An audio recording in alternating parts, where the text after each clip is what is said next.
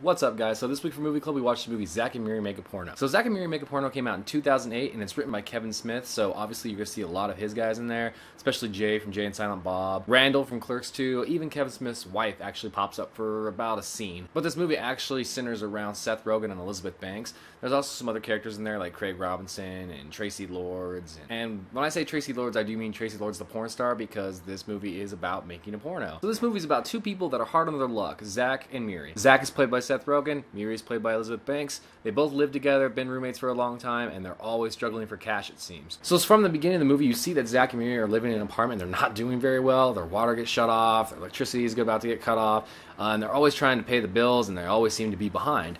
So they go to the high school reunion, and they come upon the awesome Justin Long, who is a gay porn star. Just gotta say, his part is amazing. I'll elaborate on that in a little bit. But this is where they get the idea, we gotta make some cash, because they're gonna start calling in our rent, they're gonna start calling in more bills, and we need to make some money quick. So let's make a porno. So that's what the whole movie is really centered around. It's them making a porno to try to make some money so they can pay off their debt. So what's my quick review on this movie? I like it. I'm a big Kevin Smith fan. I also like Seth Rogen and Craig Robinson a lot. Anything they do I really like. Of course, everybody says they don't like the Green Hornet. I've never seen it because it looked bad, and my friends told me it was bad, so I didn't watch it. But I saw this was Kevin Smith, so I figured it was probably going to be good. I've seen it in theaters.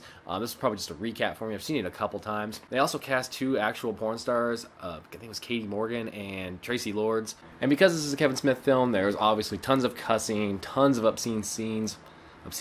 Yeah, I said that. There's a lot of bad shit in here, especially the shit part, which I don't really have to elaborate on. You'll know exactly what I'm talking about when you watch the movie. It's gross, it's nasty, but it's also really funny. The story's not too bad. It kind of goes cliche after a while and kind of throws the love story aspect in there, but up to that point, it's hilarious, and even after that, there's some pretty funny scenes. This movie does take a different approach to the whole guy likes girl aspect of it. It kind of comes on later in the movie, but it's a really funny movie overall. There's so many different scenes in here that are great. I love Craig Robinson and Seth Rogen's interactions throughout this. Basically, I like them in anything anyways. But obviously, who steals the show in this is Justin Long, who's in here for maybe 10 minutes, and he does great.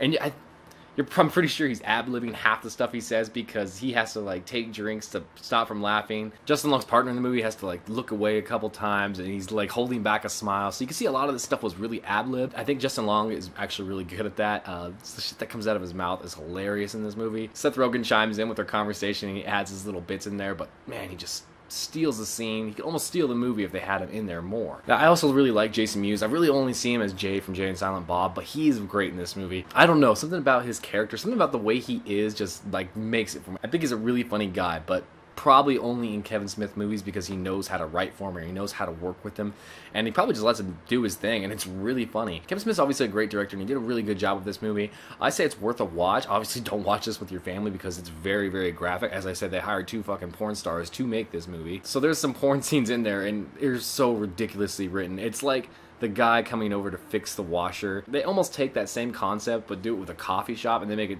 10 times worse. But it's like so bad it's funny. That's why I like it. Like, instead of a barista, she's called a horista. It's just little things like that that really make the movie. This movie's very graphic and very vulgar, but that doesn't bother me. That's really all I have to say about this movie. I really liked it. I think most people will enjoy this movie. Obviously, don't let your children watch it. But great pick this week. I can't wait to see what we do next week, and I'll talk to you later, Movie Club. Bye.